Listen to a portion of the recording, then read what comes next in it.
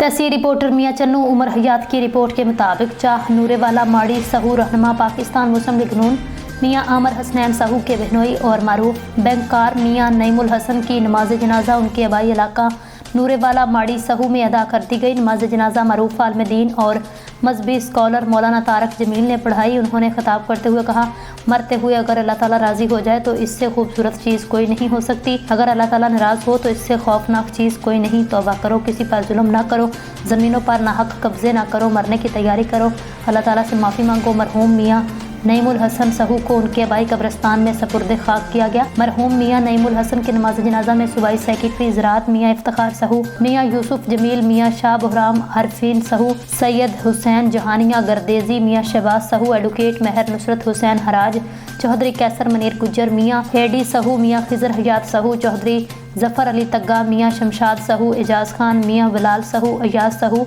मलक सलीम शाहद के अलावा सैकड़ों अफराद ने शिरकत की। जनाजे में शरीक तमाम अफराद मियाँ आमर हसनैन सहू से इज़हार ताज़ियत भी करते रहे।